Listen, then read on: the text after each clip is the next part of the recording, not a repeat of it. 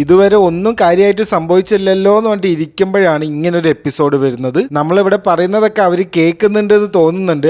അതൊരു എപ്പിസോഡായിരുന്നു ഇത്. എല്ലാവരും ഞെട്ടിച്ചു കളഞ്ഞു. അപ്പൊ ഇനി ഒട്ടും സമയം കളയുന്നില്ല, നേരെ വീഡിയോയിലോട്ട് കിടക്കാം. നമ്മൾ അവസാനം കണ്ടത് യബുഷിഗയും ജോണും ഒരുമിച്ചിട്ട് അവരൊരു ബോട്ടിൽ ഒസാക്കയിലേക്ക് വരികയാണ്. യോഷി സറണ്ടർ ചെയ്തു എന്ന് അറിയിക്കാൻ വേണ്ടിയിട്ട്. അവരുടെ ഒപ്പം തന്നെ യോഷി പറഞ്ഞിട്ട് മാരിക്കും കൂടെ വരുന്നുണ്ട്. എന്തോ ഒരു കാര്യം ചെയ്യാനാണ് ഇവിടെ വരുന്നത്. ആർക്കും അറിയില്ല അത് എന്താന്നുള്ള കാര്യം. അപ്പൊ അങ്ങനെ ഇവരുടെ ആ ബോട്ട് ഒസാക്കയിലേക്ക് എത്തുകയാണ്. ഇവിടെ എത്തിയതും ഇഷിഡോന്റെ ആൾക്കാർ വന്നിട്ട് ഇവരെ കൂട്ടിക്കൊണ്ടു പോകുന്നു. കാസിലിന്റെ അകത്ത് ഒരു സ്ഥലത്ത് അവരെ താമസിപ്പിക്കുകയാണ്. അപ്പൊ എബുഷിഗയാണ് ഇത് പറയുന്നത്. നാളെയാണ് മീറ്റിംഗ്, ജോൺ എന്റെ കൂടെ തന്നെ വേണം, നമുക്ക് രണ്ടുപേർക്കും കൂടിയിട്ട് വേണം ഇവരെ കൺവിൻസ് ചെയ്ത് ഒരു കാര്യത്തിലേക്ക് എത്തിക്കാൻ വേണ്ടിയിട്ട്. അപ്പൊ എബുഷിഗന്റെ പ്ലാൻ ഒരു ഡീൽ ഉണ്ടാക്കുക എന്നാണ് ഇഷിഡോന്റെ അടുത്ത്. ആ കാര്യം നമുക്ക് മനസ്സിലാവുന്നു. അപ്പൊ യുദ്ധം വരികയാണെന്നുള്ള കാര്യം ഈ പോർച്ചുഗീസുകാർ മനസ്സിലാക്കിയിട്ടുണ്ട്. ഇവിടെ പോർച്ചുഗീസുകാർ പറയുന്നത് ഈ ജോൺ എന്തിനാണ് ഇപ്പൊ ഇങ്ങോട്ട് വന്നിരിക്കുന്നത്, ജോണിന് ശരിക്ക് നീ ഫ്രീ ആണ്, നീ എവിടേക്ക് വേണമെങ്കിൽ പെക്കോ എന്ന് പറഞ്ഞിട്ട് വിട്ടതാണ് ഇടോ എന്നുള്ള സ്ഥലത്ത് നിന്ന് യോഷിയും യോഷിന്റെ ആൾക്കാരും. വീണ്ടും എന്തിനാണ് ഒരു പണിയില്ലാതെ ഇങ്ങോട്ട് വന്നിരിക്കുന്നത് ജോൺ, രക്ഷപ്പെട്ട് പെക്കൂടെ. അതേപോലെ യോഷി അത്ര മണ്ടനൊന്നും അല്ല.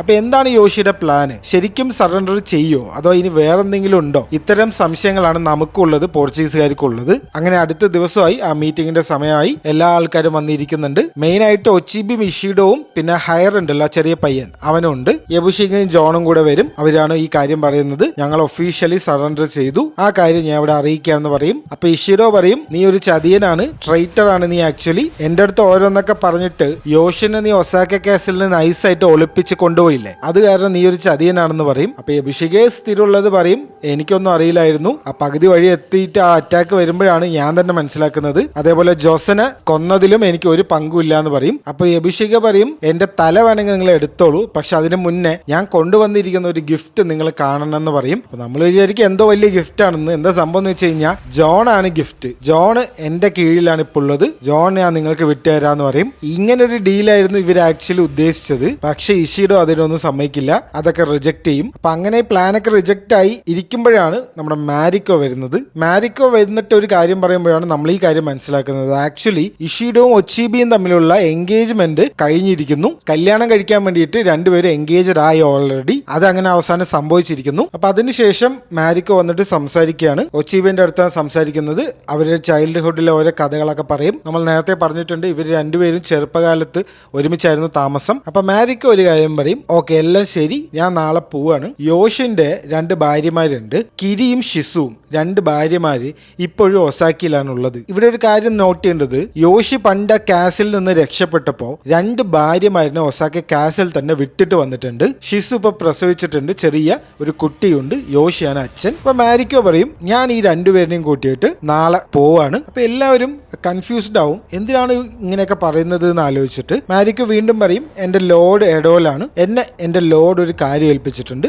ലോഡ് എന്ന് പറഞ്ഞ് യോഷിനെയാണ്. ഈ ഭാര്യമാരെയും കൂട്ടിയിട്ട് അങ്ങോട്ട് ചെല്ലണം. അപ്പൊ ഒച്ചിബ് പറയും, ഇതൊക്കെ പ്രൈവറ്റ് മാറ്റർ അല്ലേ, ഇതൊക്കെ എല്ലാവരെയും മുന്നിൽ വെച്ചിട്ട് ഡിസ്കസ് ചെയ്യണോന്ന് ചോദിക്കും. മാരിക്കോ പറയും, പറ്റില്ല, ഇപ്പൊ തന്നെ ഡിസ്കസ് ചെയ്യണം. എന്തിനാണ് എന്റെ അടുത്ത് പോണ്ടാന്ന് പറയുന്നത്, ഞാൻ എന്താ ഇവിടെ പ്രിസണർ ആണോ, ഇവിടെ ഉള്ളവർക്ക് എന്താ പ്രിസണർ ആണോ എന്ന് ചോദിക്കും. ആ ഒരു വീക്ക് പോയിന്റിലാണ് ഇപ്പൊ മാരിക്കോ കയറി പിടിച്ചിരിക്കുന്നത്. അപ്പൊ ഇഷിഡോ പറയും, ഒരാളും പ്രിസണറൊന്നും അല്ല, എപ്പോ വേണമെങ്കിലും പോവാം, ഒരു കുഴപ്പമില്ല എന്ന് പറയും. പക്ഷെ നിനക്ക് പോകേണ്ട ആവശ്യമില്ല, സറണ്ടർ ചെയ്തിരിക്കുകയാണ്. യോഷി ഇപ്പൊ ഇന്നല്ലെങ്കിൽ നാളെ ഇങ്ങോട്ട് തന്നെ വരും, പിന്നെ നീ ഇപ്പൊ എന്തിനാണ് അങ്ങോട്ട് പോകുന്നത്, ഒരു കാര്യമില്ല എന്ന് പറയും. അപ്പൊ മാരിക്കോ എണിച്ചിട്ട് 2 ഡയലോഗാണ്. ഞാൻ അക്കേച്ചി ജിൻസായ് എന്ന് പറഞ്ഞിട്ടുള്ള ആളുടെ മകളാണ്, എന്റെയും ഒരു സമുറായ് ഫാമിലിയാണ്, എനിക്ക് തോന്നിയ സമയത്ത് എവിടേക്ക് വേണമെങ്കിൽ പോകാനുള്ള അധികാരം ഇവിടെയുണ്ട്, എന്നെ ഇവിടെ നിങ്ങൾ പിടിച്ചു വെച്ചിരിക്കുന്നതാണെങ്കിൽ അത് നിങ്ങൾ ഇപ്പൊ പറയണമെന്ന് പറയും. ഒരു മാസ് ഡയലോഗ് അടിക്കും. മാരിക്കോന്റെ കയ്യിൽ ഇത്രയും പവർ ഉണ്ടെന്നുള്ള കാര്യം നമ്മൾ ഇപ്പോഴാണ് മനസ്സിലാക്കുന്നത്. അങ്ങനെ ആ മീറ്റിംഗ് അവസാനിക്കുകയാണ്. അപ്പൊ യബുഷിഗയ്ക്കും ബാക്കി എല്ലാവർക്കും ഇത് കേട്ടിട്ട് പ്രാന്താവും. ഒരു വിധത്തിൽ ഒരു ഡീൽ ഉണ്ടാക്കാന്ന് കൊണ്ട് വന്നതാണ്. മാരിക്കോ വന്ന് ഇങ്ങനെ 2 ചൂടാവുമ്പോഴേക്കും അതിന്റെയൊക്കെ സാധ്യതകൾ പോയി. യബുഷിഗയെ മാരിക്കോന് ഒരുപാട് ചീത്ത പറയും, നീ എന്തൊക്കെയാണ് ചെയ്യുന്നത്, ഇതൊക്കെ യോഷി പറഞ്ഞിട്ടാണോ ചെയ്യുന്നത്, നീ എന്നോടെങ്കിലും പറ,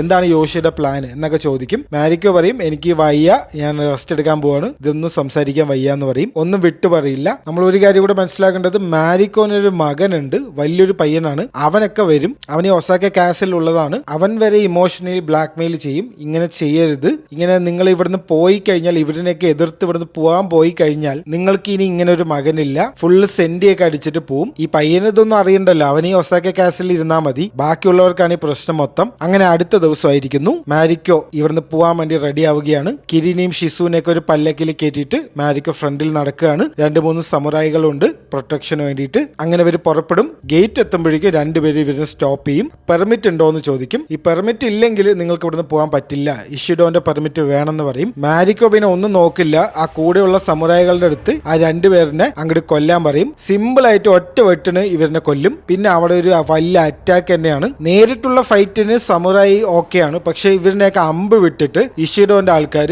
കൊല്ലാൻ തുടങ്ങും. അങ്ങനെ അവസാനം എന്ത് ചെയ്യുന്ന വെച്ച് കഴിഞ്ഞാൽ മാരിക്കോ തന്നെ ഒരു വെപ്പൺ എടുത്തിട്ട് എല്ലാവരും അറ്റാക്ക് ചെയ്യാൻ തുടങ്ങും. ഈ ആണുങ്ങൾ, ഇവിടെയുള്ള ആണുങ്ങളെല്ലാം ഇത് കണ്ടുകൊണ്ടിരിക്കുന്നുണ്ട്. കിയാമ പറയും അവളെ ഒരു കാരണവശാലും ഉപദ്രവിക്കരുത്, മാരിക്കോ എന്ന് പറയുന്നത് സാധാരണ ഒരാളല്ല, അവളെ ഒന്നും ചെയ്യരുത് എന്ന് പറയും. മാരിക്കോ ഒറ്റയ്ക്ക് അറ്റാക്ക് ചെയ്യാൻ തുടങ്ങും. പക്ഷെ എത്ര അറ്റാക്ക് ചെയ്തിട്ട് കാര്യമൊന്നുമില്ല. അവസാനം ആ തോൽവി അങ്ങോട്ട് സമ്മതിക്കും. എന്നിട്ട് ഒരു പഞ്ച് ഡയലോഗിന്റെ അടിക്കും. ഇവർക്ക് ഇത് ഒന്നും കിട്ടിയില്ലെങ്കിൽ ഇതാണല്ലോ ഇവർ ചെയ്യുക ജപ്പാൻകാർ. ഞാൻ നാളെ സൺസെറ്റിന് സെപ്പക്കോ ചെയ്യാൻ പോവാണ്, എന്റെ ലൈഫ് ഞാൻ എടുക്കാൻ പോവാണ്. കാരണം എന്താ വെച്ച് കഴിഞ്ഞാൽ എന്റെ ലോഡ് എന്റെ അടുത്ത് പറഞ്ഞ ഒരു കാര്യം പോലും എനിക്ക് ചെയ്യാൻ പറ്റിയിട്ടില്ല.